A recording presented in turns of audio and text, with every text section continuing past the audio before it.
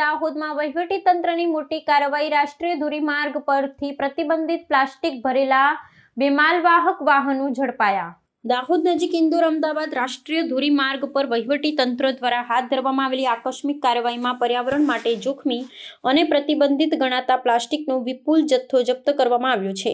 પ્રાદેશિક પરિવહન કચેરીની તપાસ ચોકી પાસે ગોઠવવામાં આવેલી આ વ્યૂહાત્મક કામગીરીમાં હાલોલથી ઝારખંડ તરફ જઈ રહેલા 2 વિશાળ માલવાહક વાહનોને આંતરીને સઘન ચકાસણી કરવામાં આવી હતી। આ સંયુક્ત તપાસ અભિયાનમાં દાહોદ નગરપાલિકા, ગુજરાત પ્રદૂષણ નિયંત્રણ મંડળ અને પોલીસ વિભાગના ઉચ્ચ અધિકારીઓ અને કર્મચારીઓ જોડાયા હતા। તપાસ દરમિયાન માલવાહક વાહનોમાં ભરેલી કોથળીઓ પર 120 માઇક્રોનની જાડાઈ હોવાનું દર્શાવવામાં આવ્યું હતું, પરંતુ જ્યારે પ્રદૂષણ નિયંત્રણ મંડળની તાંત્રિક ટીમ દ્વારા તેની વૈજ્ઞાનિક પદ્ધતિથી તપાસ કરવામાં આવી ત્યારે આ જથ્થો માત્ર 30 માઇક્રોનની જાડાઈ ધરાવતો હોવાનું પ્રસ્થાપિત થયું હતું। સરકારી નિયમો અનુસાર નિર્ધારિત માપદંડ કરતાં ઓછી જાડાઈ ધરાવતા પ્લાસ્ટિકના ઉત્પાદન, વેચાણ અને વહન પર સંપૂર્ણ પ્રતિબંધ લાદવામાં આવેલો છે।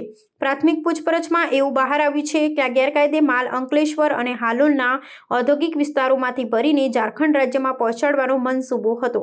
વહીવટીતંત્રએ પ્રતિબંધિત પ્લાસ્ટિકનો તમામ જથ્થો જપ્ત કરી કાયદેસરની દંડાત્મક કાર્યવાહી શરૂ કરી છે।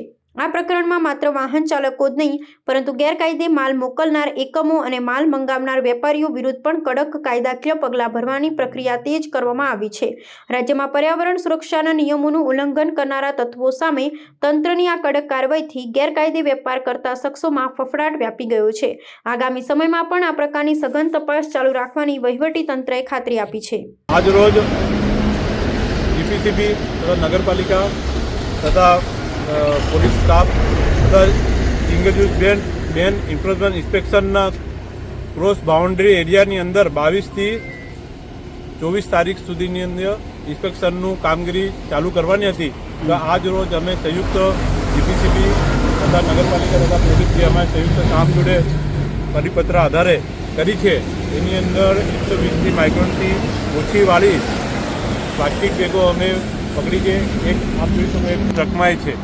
હવે એ ચકાસણી કરી અને આ બાબત જે જીપીસીબીના નોર્મ્સ અને જીપીસી નોર્મ્સના આધારે આગળની કાર્યવાહી કરવામાં આવશે।